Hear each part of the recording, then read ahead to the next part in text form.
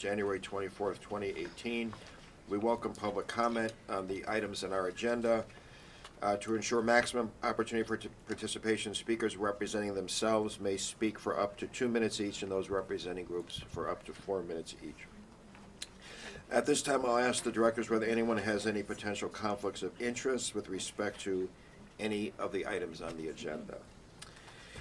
As always, the directors have received the written materials in advance and are free to ask questions at any time. The first item on today's agenda is approval of the minutes of December 21st. Is there questions, comments, additions on the minutes? Is there a motion to approve? So moved. Thank you. Second. All in favor? Aye. Aye. Thank you. The motion carries. Julianne Handler will present a contract item related to the procurement of insurance. Julianne? Thank you, Howard. Good morning, everyone. Today we're requesting authorization to enter into a contract with Alliant Insurance Services as ESD's new insurance broker. Alliant will be requested to market, procure, and advise on our corporate and subsidiary insurance policies and provide risk management support services for our entire portfolio.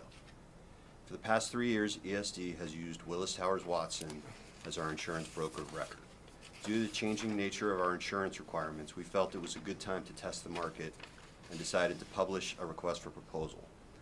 On October 20th, 2017, an RFP was posted and we received 6 proposals, of which 3 were shortlisted: Alliant, Willis, and Gallagher Risk Management. A selection committee made up of ESD staff and our WBE risk management consultant, Rose Kevel, reviewed all proposals and met with the shortlisted firms. The selection committee unanimously selected Alliant based on their capabilities, experience, staffing, participation in the MWBE mentorship program, and fee, which saves approximately 40% or $50,000 a year over our current broker. Based on all of these reasons, we ask the board to approve Alliant for a 5-year term at $412,500, which is inclusive of a 10% contingency.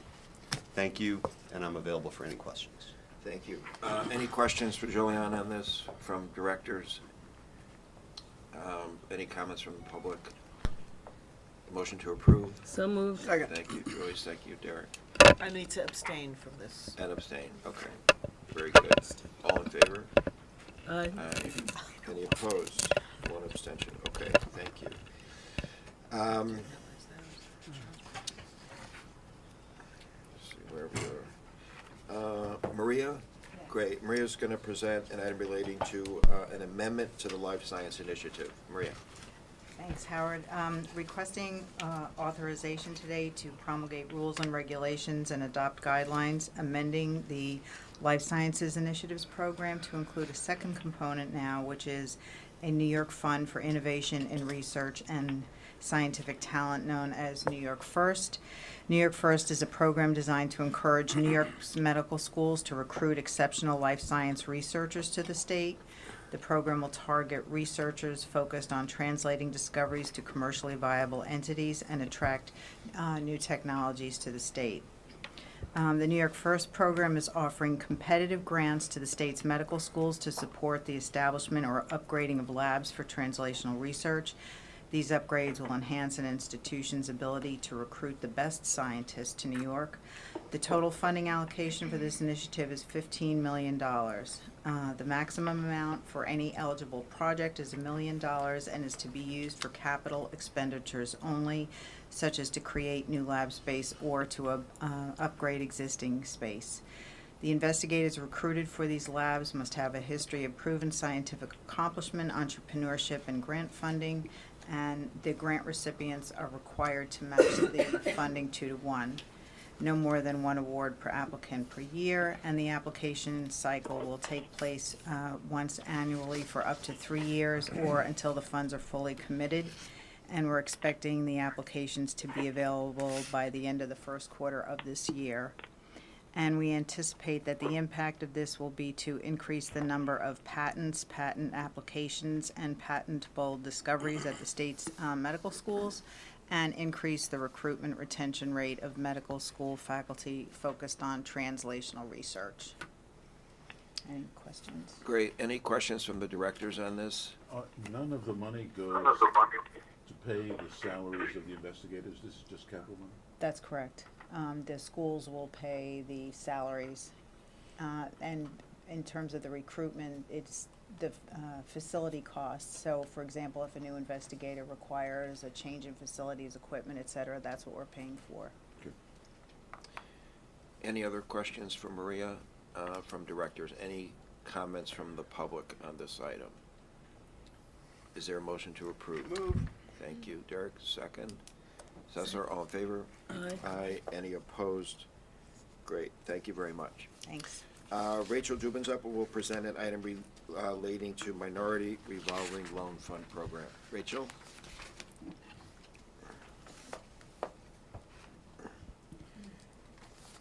Good morning. Over the last several months, staff has been working to redeploy underutilized funds to facilitate small business lending. Staff looked to internal steps that could be taken to simplify and streamline the program to make them easier to use by our participating lenders. The corporate actions that Sean Malone and I present today reflect those efforts. The Minority Revolving Loan Fund Program provides matching funds to complement funds made available by qualifying community-based lenders for the purpose of providing loans to minority-owned small businesses. Initially authorized as part of the 1985-86 state budget and supplemented in subsequent appropriations, the program supports economic development by making loans available to businesses that have historically struggled to access capital. ESD currently has nearly $900,000 available to lend through the program. ESD's Board of Directors initially adopted guidelines for the program in 1987. ESD later replaced the guidelines with regulations, which ESD last updated in 1991. Today we seek authorization to repeal those regulations and adopt program guidelines for the implementation of the Minority Revolving Loan Fund Program. The changes we propose are based on the lessons and best practices that staff has learned over the last 10 years of designing and managing successful programs that facilitate small business loans. Critical updates from the 1991 regulations include, but are not limited to, streamlining accounting procedures related to administrative expenses, providing loans by participating lenders to eligible businesses for up to $50,000, and eliminating redundant criteria for selecting community-based lenders. Upon adoption of the guidelines, and after a 45-day public comment period, ESD will conduct a competitive solicitation for community-based lenders during the 2018 calendar year, with the expectation of deploying the $900,000 over the next 2 years. Okay. Any questions for Rachel on this revolving loan program? Rachel, talk for 1 minute about what are you hoping to accomplish really with the changes? I mean, we understand sort of technically what the changes are. Mm-hmm. What are they designed to do? Just sort of layman's language. What are you trying to do? We're trying to get an additional, really $1.8 million at least into small businesses that need capital, to minority-owned businesses in low and moderate income communities throughout the state. Okay, because you're hamstrung in some way or burdened with some of the restrictions that have been on it.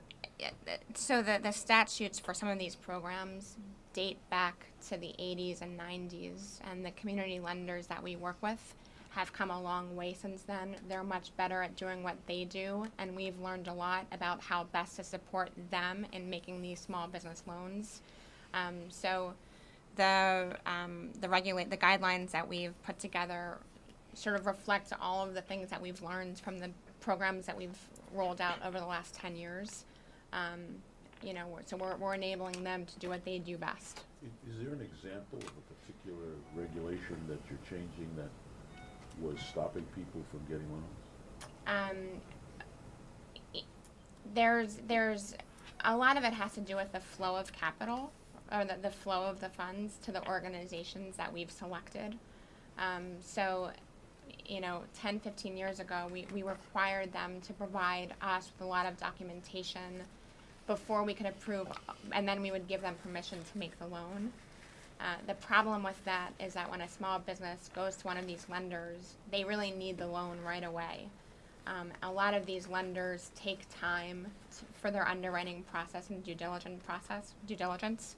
And then after that period ended, they would send us the paperwork to review, and then we would have to go through a somewhat lengthy process internally to then disperse the funds to that lender, which basically just added significant time to when that borrower could get those funds. So we've reduced a lot of that administrative burden so that those businesses can get the money that they need so that they can, do what they do best. Is the 1.8 million the aggregate loan amount? So we have $900,000 available, and we're gonna require the lenders to match those dollars, dollar for dollar. So for a loan that they're making, they can use 50% of our funds, and then 50% of their funds. But what we've seen from other of our small business lending programs, specifically the Small Business Revolving Loan Fund, they tend to use more of their own capital. But it's a revolving, the loans get repaid, so I Right. assume the money then gets Exactly. So the regenerated borrowers, back into for additional funds. right? So the borrowers repay the lenders, and then the lenders And then they continue keep to lend that using money. it, so it's a Exactly. okay, Exactly. great. How is the rate set for this? The lenders set their own rates, So but we it's- approve them. And what about our share of the capital They set the rate for the whole thing. for the whole thing? So we're dependent on their rates. Right, but we approve their rates. Well, I guess interest rates are low now, I assume. Is that Rates are what? are generally low now anyway? Right. We tend to work with alternative lenders who are making riskier loans. So the only reason why these small businesses are going to these lenders is because they can't get a $50,000 loan from a bank. So they seek out alternative lenders that tend to be community-based, that have technical assistance along with the financial assistance. So they really work with their clients in a really robust way to ensure that the small business is ready for a loan. And so their interest rates do tend to be higher. Well, I was just thinking, and right now it doesn't matter that much because interest rates in general are low, but as interest rates increase, our cost of capital is probably much lower than that of any of the lending institutions. And I'm wondering if it would be helpful to small businesses if we could lend our share at a lower rate. We tend to make so for SBRLF, the loan to the lender is 1%. Can't go much lower. Yeah. Joyce is good with that. All right, any other, thanks. Rachel, any other questions from the board for Rachel? Any comments from the public on this item? Is there a motion to approve?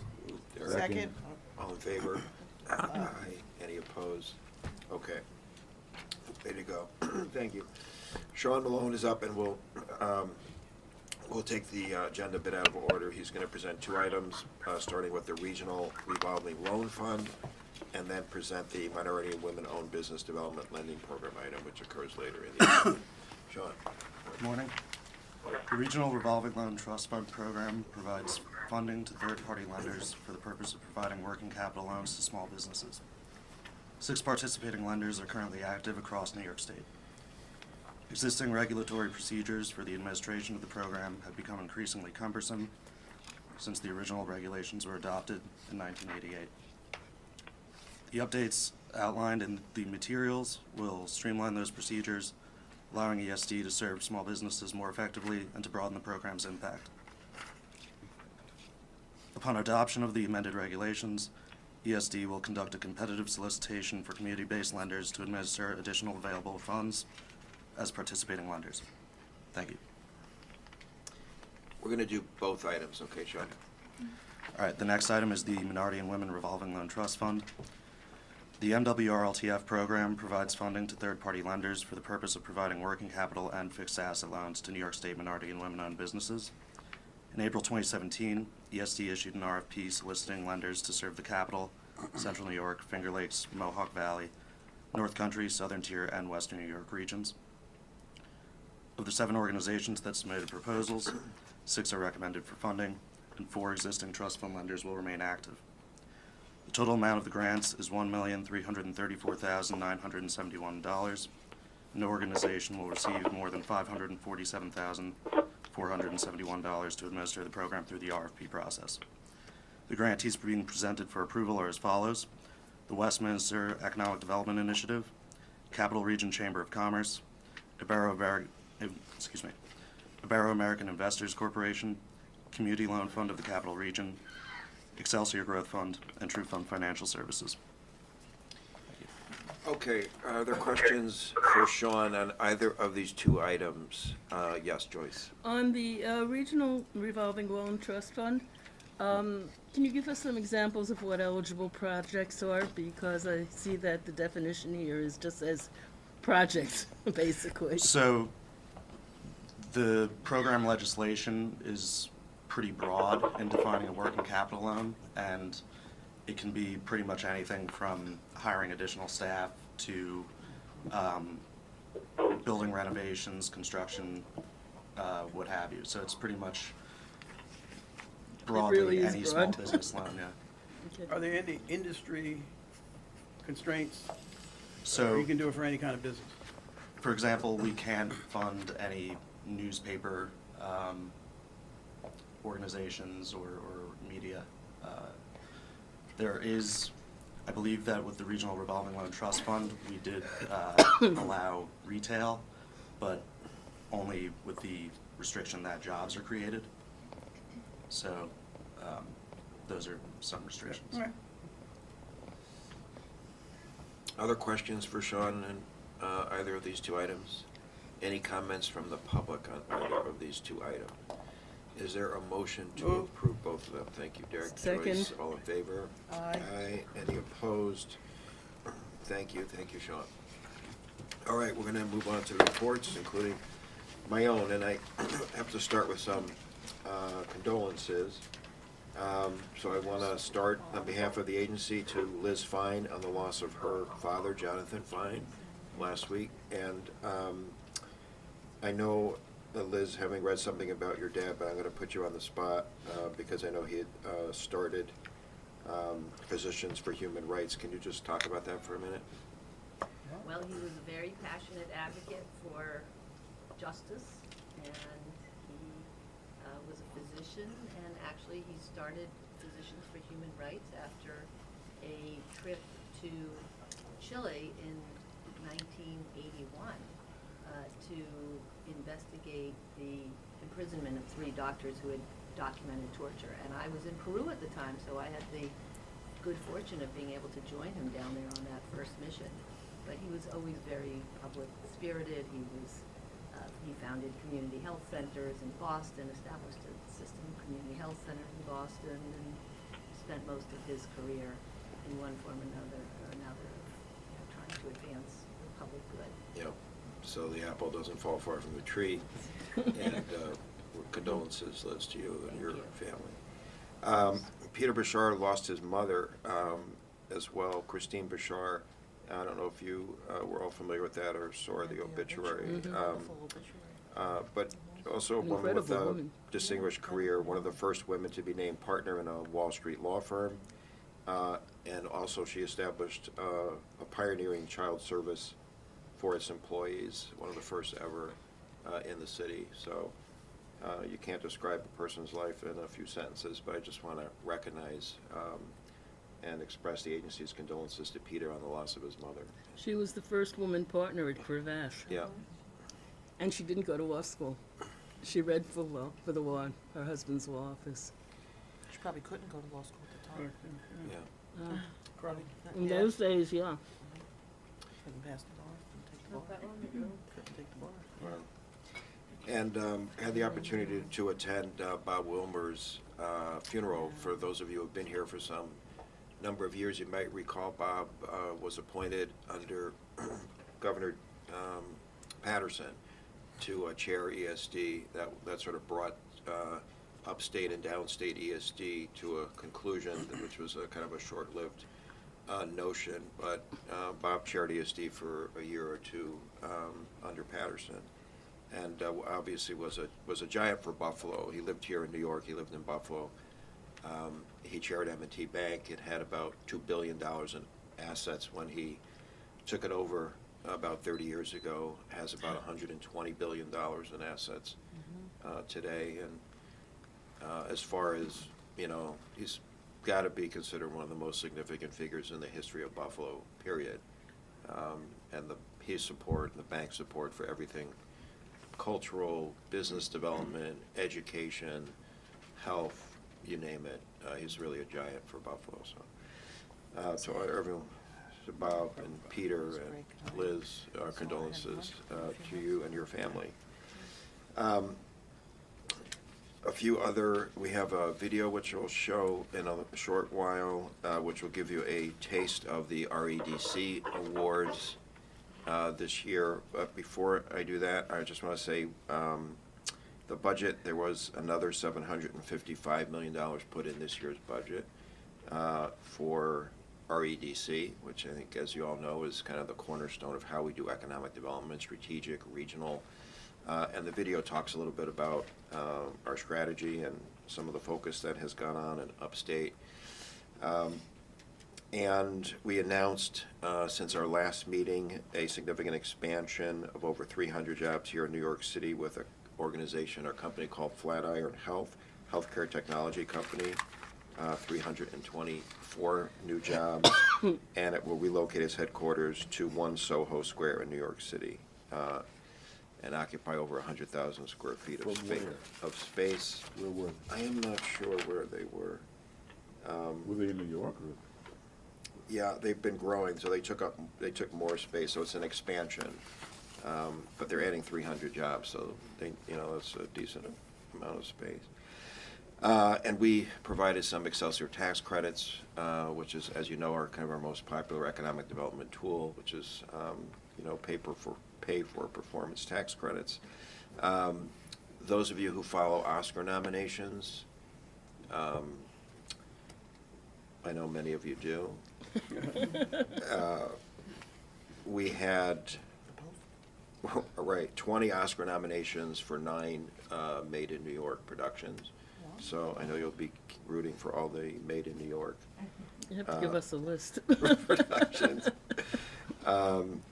And the governor announced certification of more than 2,100 new minority and women-owned business enterprises in January. So we have, as you know, had a very aggressive program on MWBE. We have, since the governor came to office, now certified many thousands of new MWBE.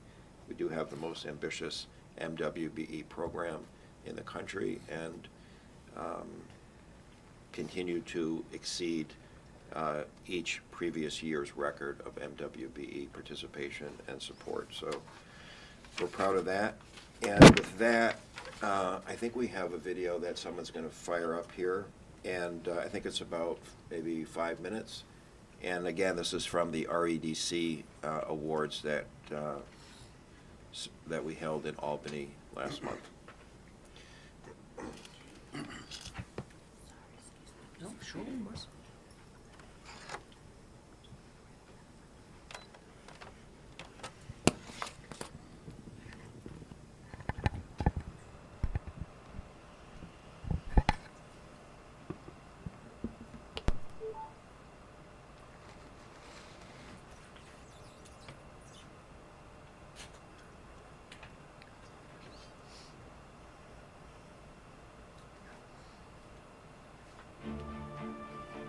For decades, upstate New Yorkers suffered.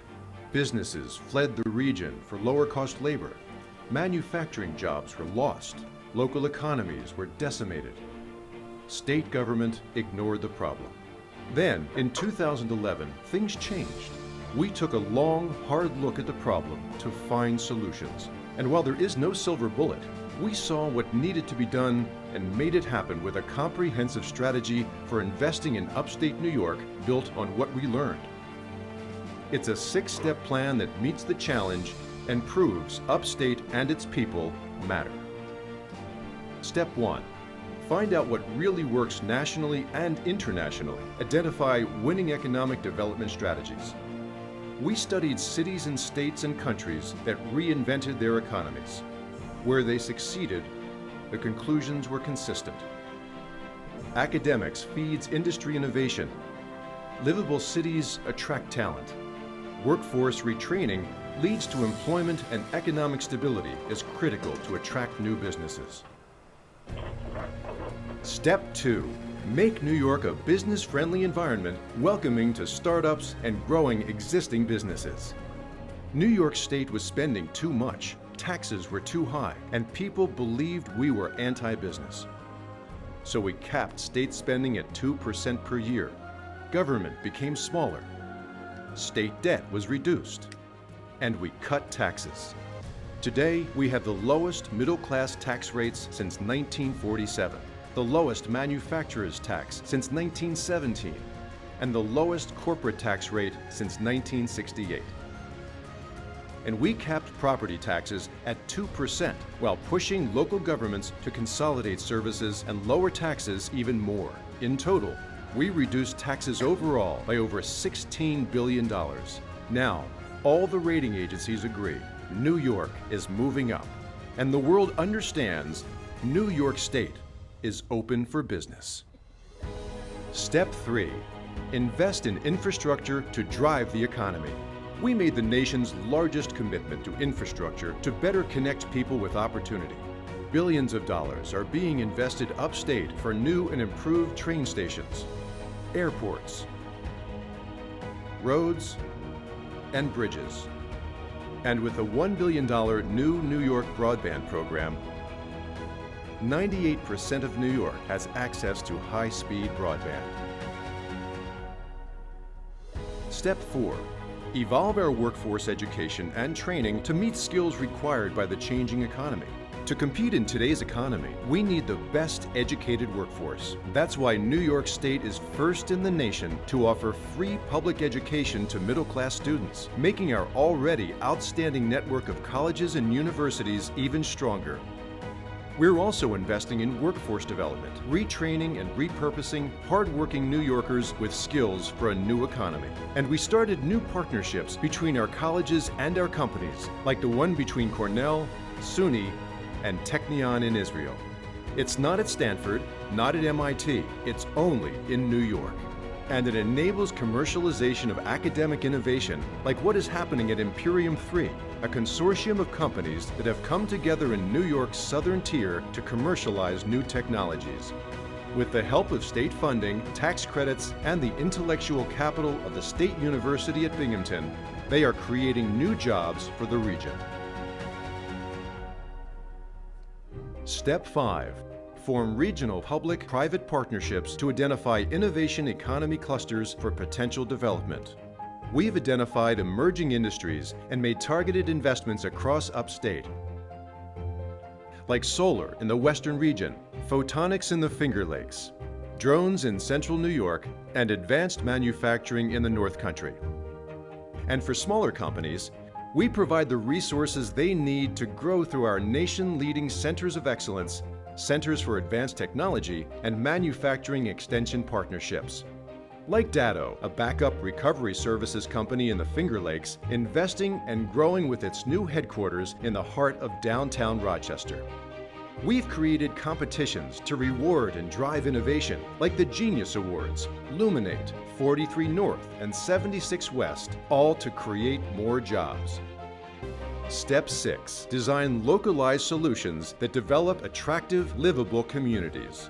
We established 10 regional economic development councils comprised of local business, education, and community leaders. They know the region, they set the priorities, and they help ensure we are focused on the best projects to help the people in their own communities. And we gave them what they needed to succeed. The state committed $36 billion to help finance the rebirth of upstate New York. We are also revitalizing local downtowns, making them vibrant, walkable spaces to attract new generation talent. And we're creating more opportunities for more people, achieving the highest MWBE goals in the entire nation, so everyone shares in our success. You can see it in the news. You can see it in the numbers. Upstate is seeing higher job growth and adding firms and wages at a better pace than previous years. The wages for new hires, including those who commonly face barriers to employment and economic opportunity, are improving. And upstate New York is finally seeing a growing number of young adults aged 18 to 34, the age where families grow, people spend more, and are in prime working age. confidence in New York State is growing with more new business filings, more spending on leisure and hospitality, a stronger real estate market, more venture capital activity. In every region of the state, unemployment is down, jobs are up, and tourism is growing. With 5,200 job creation and community development projects that today are 90% complete. Statewide, we have added over 1 million private sector jobs, bringing us to 8.1 million, the highest in our history, with median household income growth outpacing the nation. And you can see it where it matters most, in the lives of the people who make New York State home. All because we cared enough to make a real commitment to revitalize upstate New York.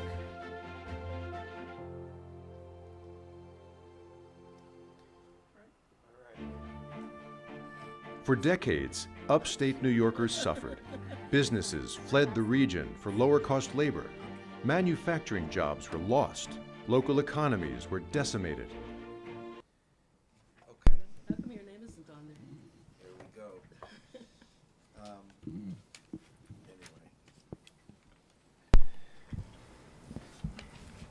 It is a good news story, and as the video says, there's no quick fixes for a part of the state that have declined for 40 years. But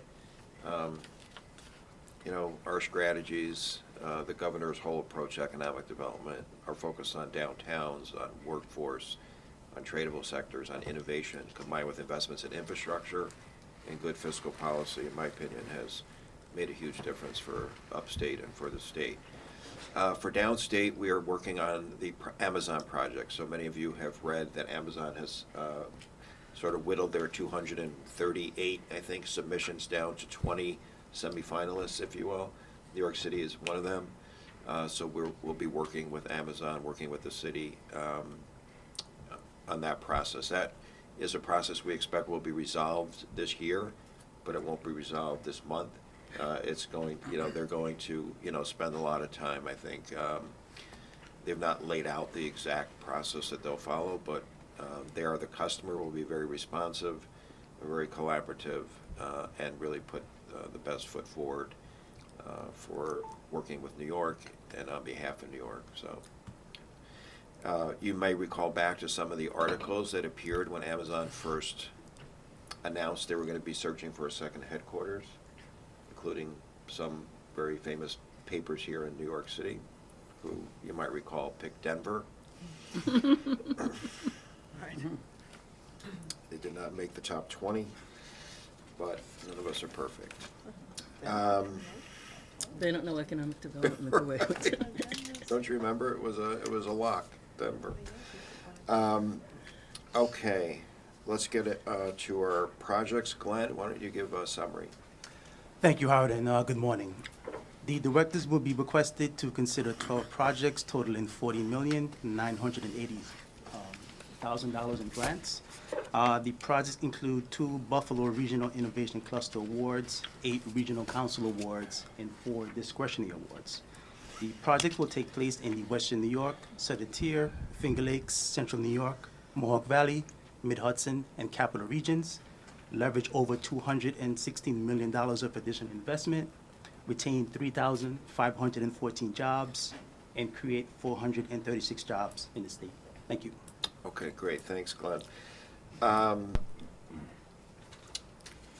We have an item. Paul, are you on the line? Paul Tronalone? I am, Howard. Good Okay, morning. great. Thanks for joining. You've got 2 items, right? That's correct. 2 items for your consideration Okay, this morning. thanks. Should I get started? Take it away. Okay.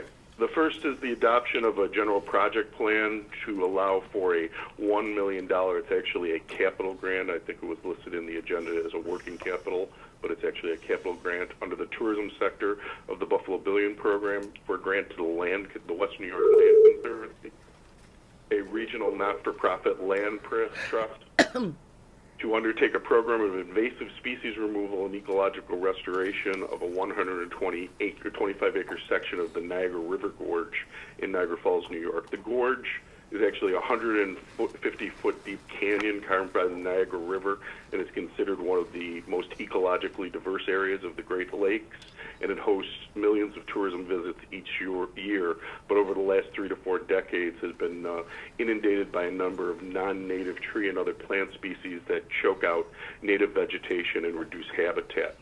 Now, in late 2016, the Land Conservancy was awarded a grant from the New York Power Authority and New York State Parks under the Niagara Greenway Fund to begin restoration work in the gorge from downtown Niagara Falls to just south of Whirlpool State Park.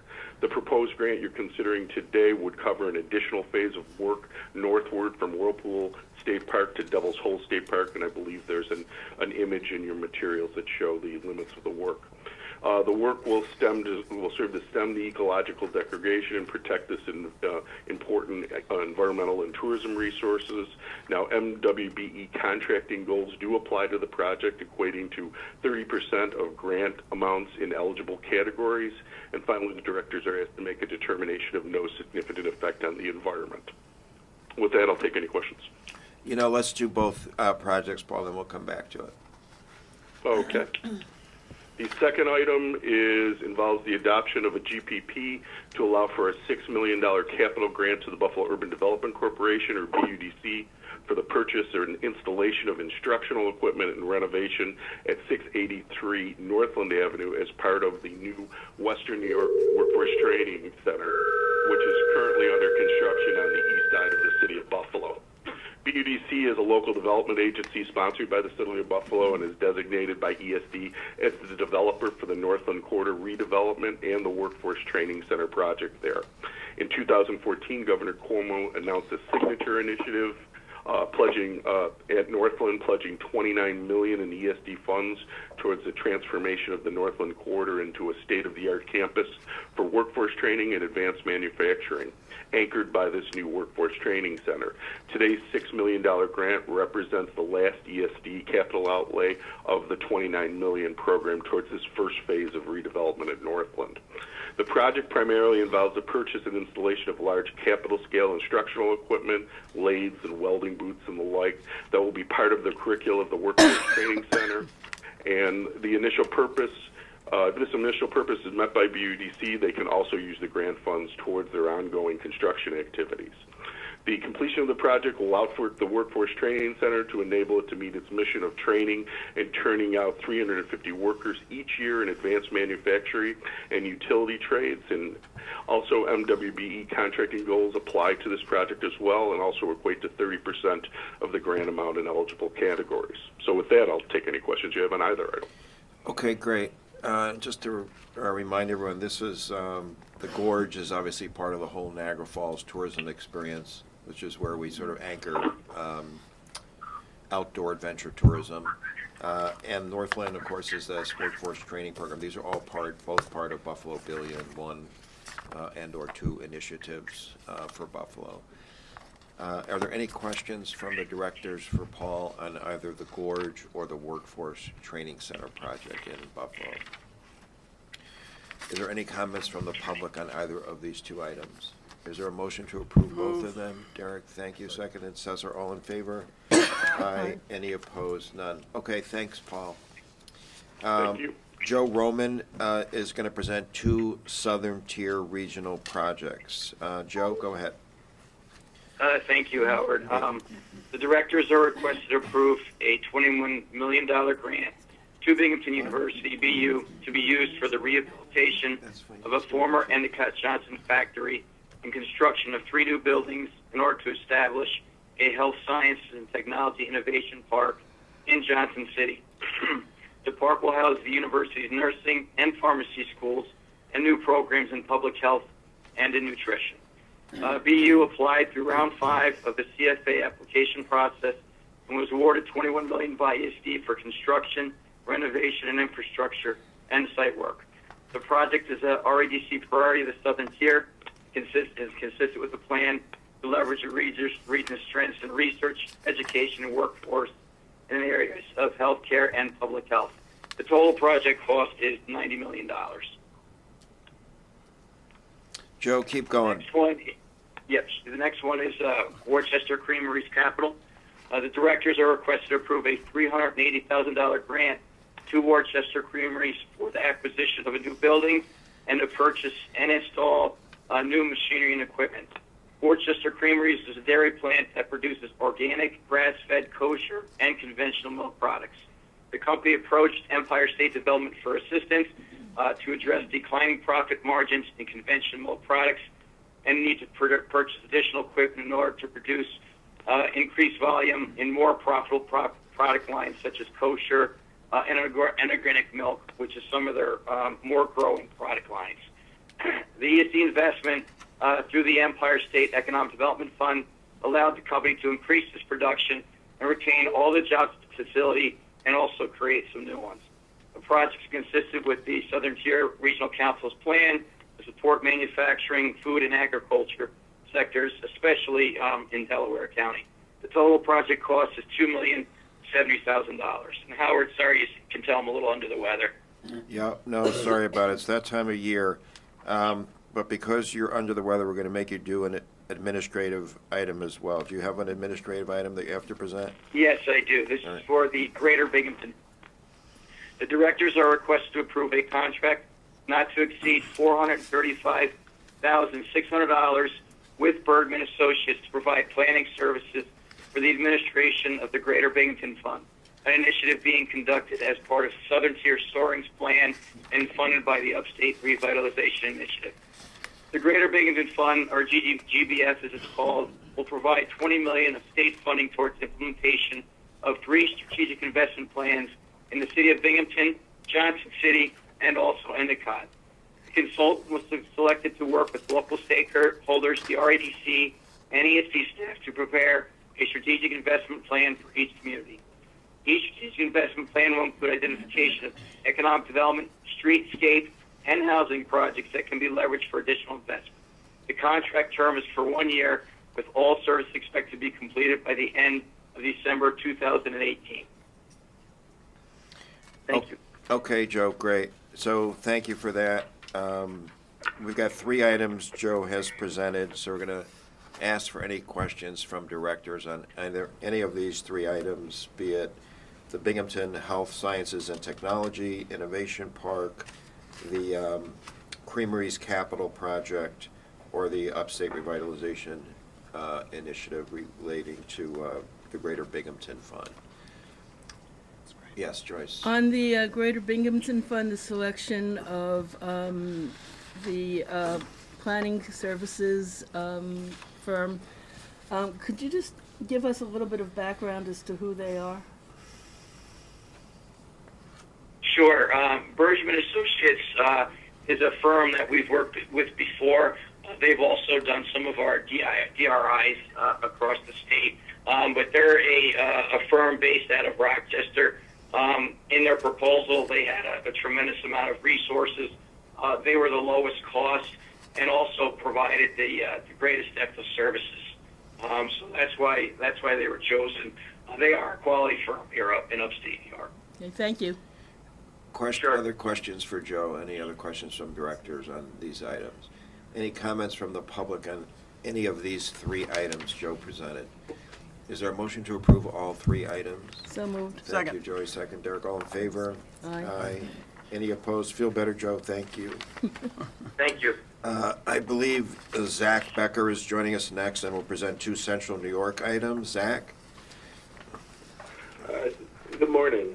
Today the directors are being asked to approve $900,000 in Upstate Revitalization Initiative funds from CFA Round 5 to be paid to the Visiting Nurse Association of Central New York for the construction and equipment of a new 47,000 square foot headquarters in Syracuse that will accommodate additional programs and services and allow for a more efficient and effective home and community care delivery system.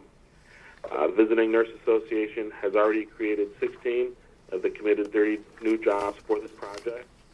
The project is anticipated to be completed in January of 2018, and the total project cost is $11,997,600.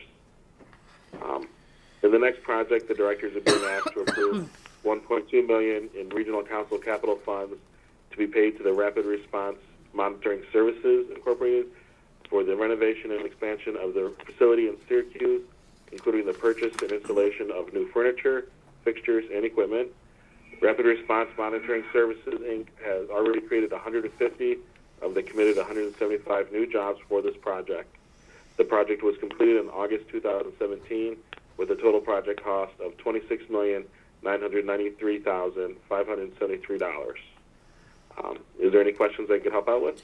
Okay, any questions from the directors on these Central New York items, 2 items?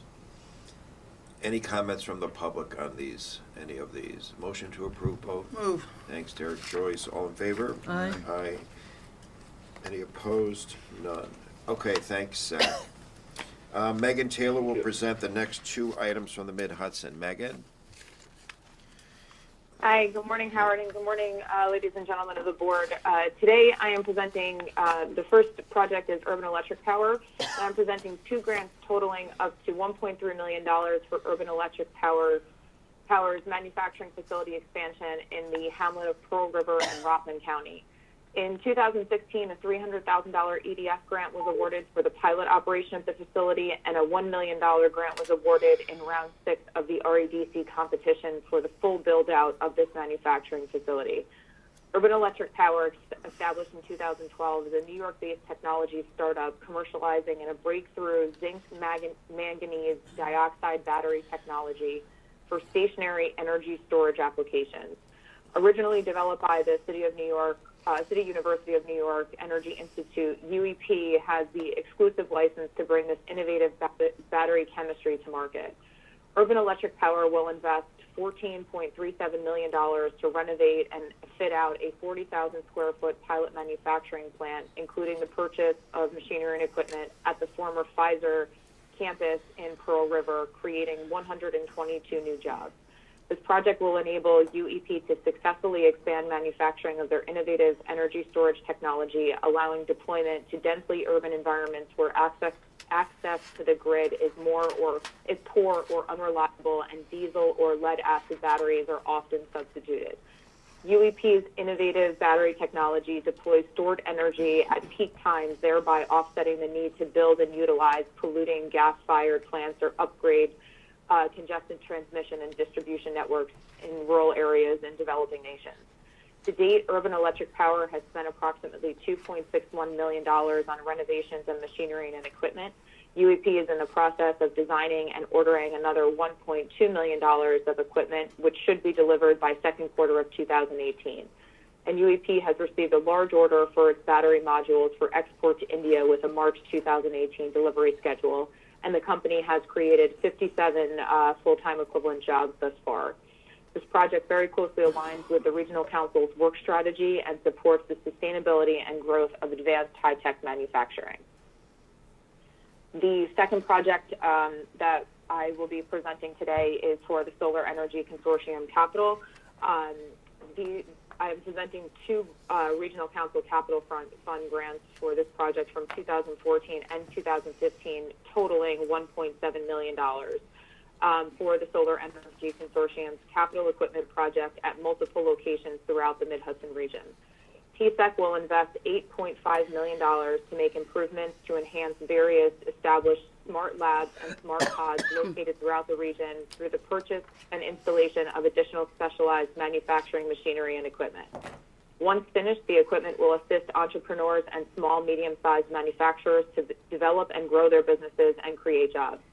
The project will also allow community colleges to train individuals in the skill sets needed by these and other businesses. This project includes installation of equipment at the Arc of Ulster Green in Kingston, Accelerator or Business Incubator in Middletown, SUNY Rockland's space in Nyack, and Spectral Systems in Wappingers Falls, as well as SUNY Dutchess space also in Wappingers Falls, and the Accelerator in New Windsor in Orange County. The Solar Energy Consortium was formed in 2007 and offers technical support by helping firms identify R&D and product development needs, leverage key industry and university partnerships for technical expertise and support to solve problems and improve operating performance, and provide financial modeling and other business planning services, including market risk assessment to support business plans. In 2012, TSEC expanded its mission to include small and medium-sized advanced manufacturers to provide its unique brand of technical and business expertise to assist these businesses.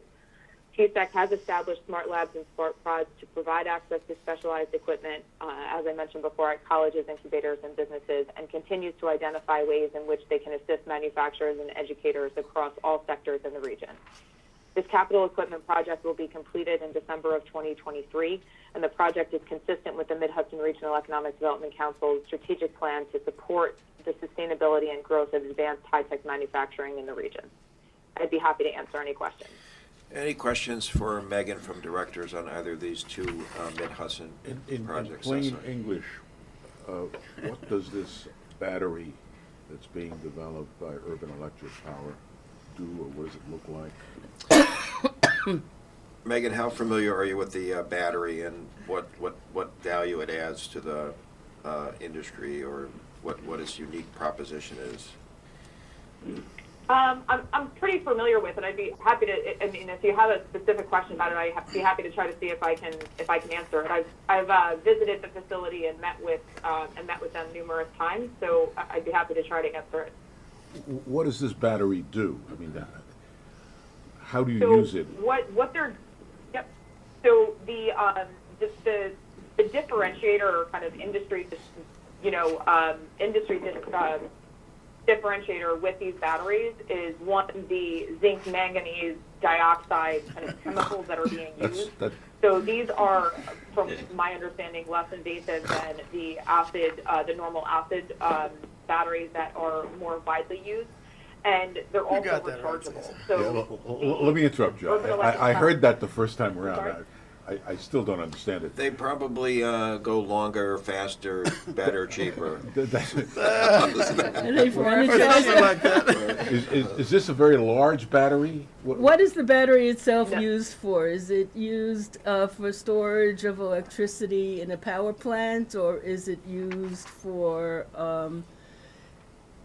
I don't know, flashlights? So right now, right now they're being used in generators in developing countries as a backup to when power is not necessarily available on the grid. So in developing countries where, I mean, like I said, the power or electric is not necessarily as consistent or provided on a consistent basis to individuals, these the Urban Electric Power's batteries are actually installed in various generators that are at either residential homes or smaller commercial operations. Part of what this project is entailing is trying to develop the batteries to basically be able to store additional power where it could be used on a larger commercial scale. But right now, they're mostly being used in generators for various residential facilities. We should have had those before. All right. I was thinking about that. Well, you'd be pleased to know Cecil brought in some zinc manganese, and he's showing everyone. So let me just, is this primarily for export then, this product? Right now, not necessarily. That is where their focus is at this point in time. They do have, I know I mentioned, and as I was talking about it before, there's a very large order that they're looking to fill. I can't necessarily say who that large order is with at this point in time because it's confidential, but if that does end up going through, it would be making these batteries available. Not only those batteries would also be deployed here in the U.S. as well. Okay, are there any other questions for Megan on either of these two items? Any comments from the public? Is there a motion to approve them? So moved. Thank you. Second. Thank you. All in favor? Aye. Any opposed? Thanks, Megan. Mike Reese from the Mohawk Valley has an item. Mike, take it away. Good morning, Howard. Good morning, Board of Directors. This morning I'm asking the directors to approve a $4 million capital grant to Oneida County to be used as a portion of the cost of installation of a state-of-the-art surveillance and airport surface radar at Griffith International Airport. The County of Oneida owns and operates Griffith International Airport. The airport was designated an unmanned aerial systems UAS test site by the FAA in 2013.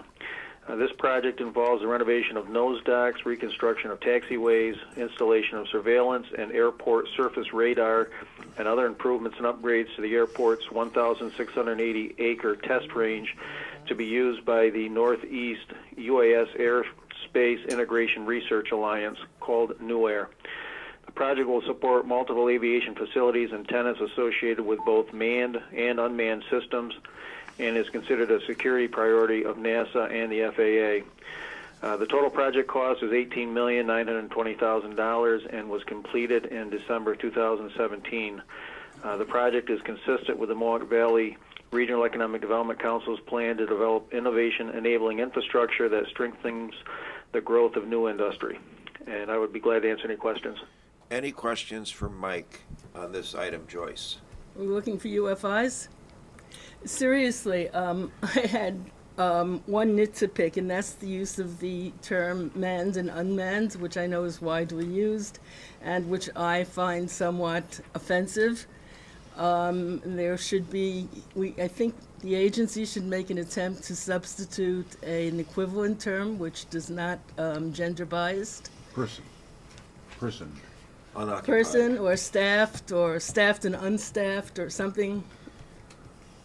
Okay, Mike, we're going to task you with that for the next meeting. Sorry. So noted. Noted. Any other questions or I comments? think Liz should do it. Any comments from the public on this? Is there a motion to approve? Move. Thank you. Is there a second? Second. Joyce, thank you. All in favor? Aye. Aye. Any opposed? Okay, thank you very much. Mike, Arnie Will from the Capital Region has two items. Arnie? Yes, good morning. Hey. The two projects I'll be presenting both contribute to the redevelopment of 4-block area of the City of Albany's Park South neighborhood. Park South is a 6-acre and 9-block area. It connects downtown Albany to Albany Medical Center, the Regional Veterans Administration Hospital, Albany Medical College, Albany Law School, Albany College of Pharmacy, and the Sage Colleges. It has 2,000 residents, includes over 10,000 employees and thousands of students. After years of disinvestment that resulted in a dramatic decline in the quality of life, an escalation of blighted properties and public safety issues, city and local leaders declared the Park South area an urban renewal district in '06 and worked with the community to develop the Park South Urban Renewal Plan. The goal was to create a vibrant and healthy mixed-use and mixed-income urban neighborhood. The first project is a $500,000 Round 2 CFA capital grant to Albany Medical Center.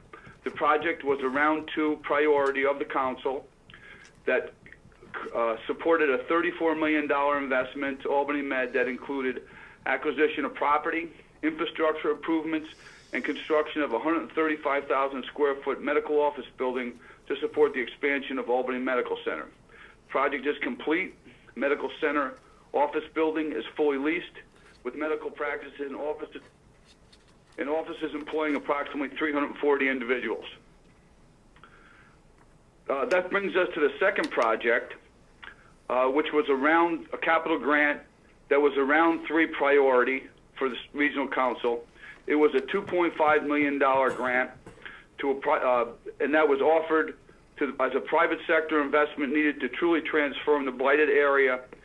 That supported a $42 million investment in Park South Partners that included construction of two 6-story, 83,500 square foot mixed-use buildings, included 48 market-rate residential units, streetscapes improvements to make the Park South project area more accommodating and aesthetically appealing to individuals residing, working, and visiting the neighborhood.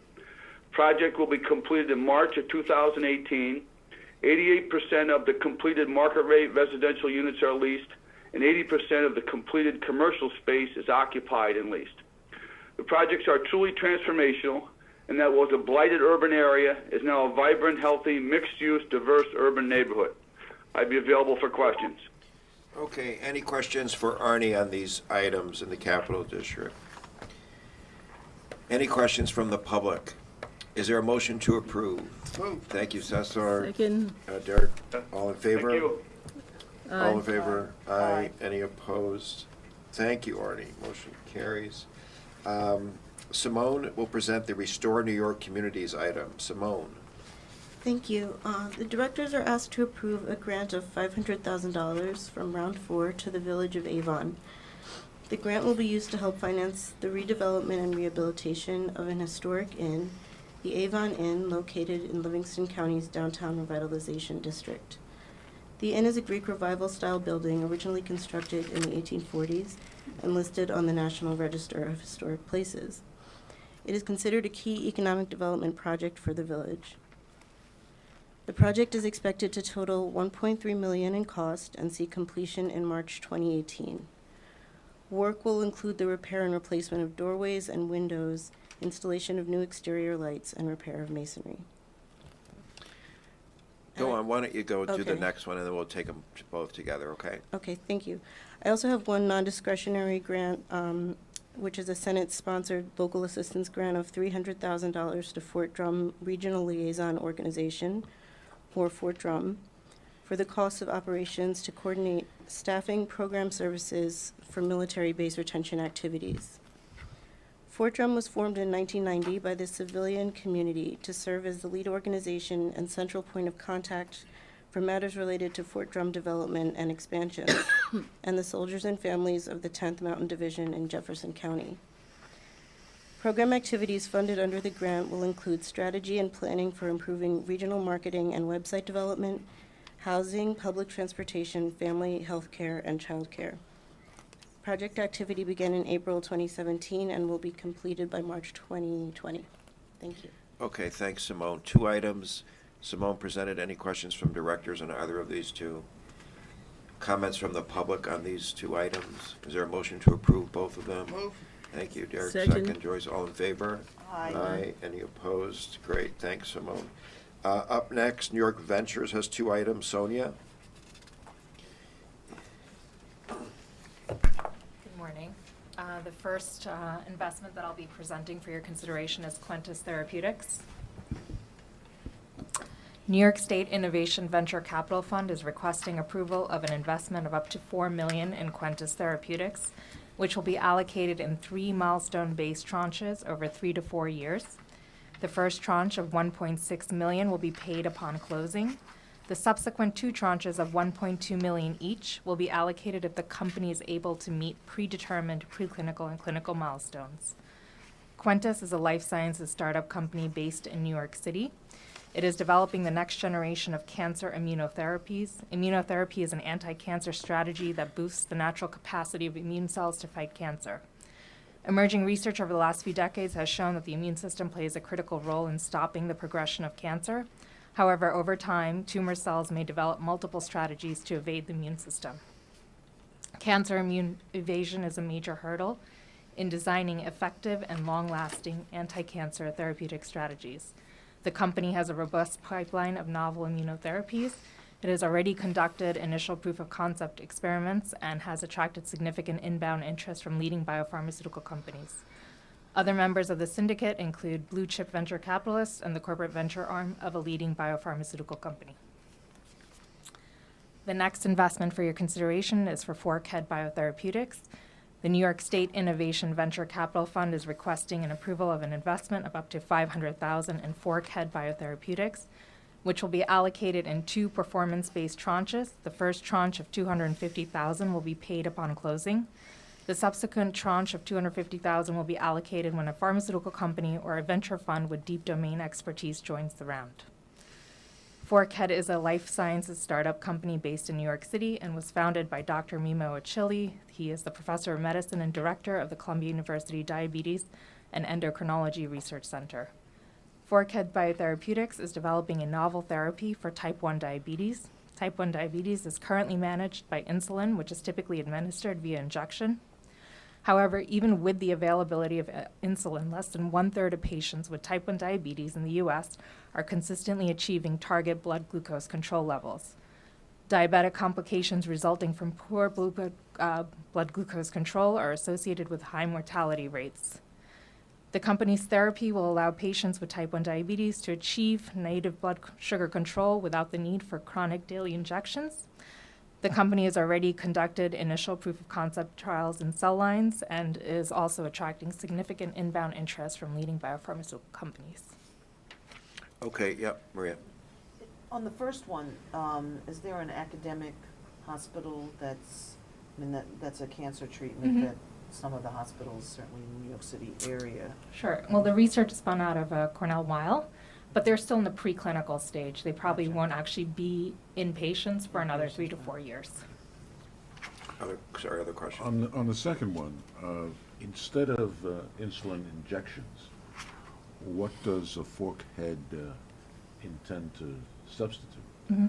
So it actually takes cells in your gut and transform them into insulin-producing cells. So they're taking almost similar to a gene therapy approach. Impressive. Other questions from directors? Comments from the public? There's a motion to approve these items. Thank you, Derek. Joyce, all in Second. favor? Aye. Aye. Any opposed? Great. Thank you, Sonia. I believe our last item, Rebecca Pellegrini will present an item on Moynihan Station. Rebecca? Good morning. Hey. As you know, ESD closed on the... Rebecca. Oh, I'm sorry. You can just move it closer if you can. There you go. Thank you. As you know, ESD closed on the design-build contract with the Moynihan Train Hall developer in June of 2017. As of June 15th, WSP USA began providing Phase 2 services under the deal with the developer. Prior to June 15th, WSP USA provided ESD preliminary Phase 2 architectural and engineering services as preparation for the final plan approvals at closing, which were needed by the railroads and permitting agency. WSP's work included final code reviews, as well as updates to the final plans, which incorporated comments provided by the railroads, the Port Authority, and ESD. We are requesting that a contract amendment be granted in order to extend the contract term and add a value of $200,000 in order to make final payments on the preliminary Phase 2 work performed by WSP USA. Okay, are there any questions from directors on this item? Any comments from the public on this? Motion to approve? Moved. Thank you. Second. Thank you, Maria. All in favor? Aye. Aye. Any opposed? Thank you, Rebecca. Thank you. I think that concludes our business. A motion to adjourn. So moved. Thank you. Seconded. We are adjourned. Thank you. Thank you, everybody.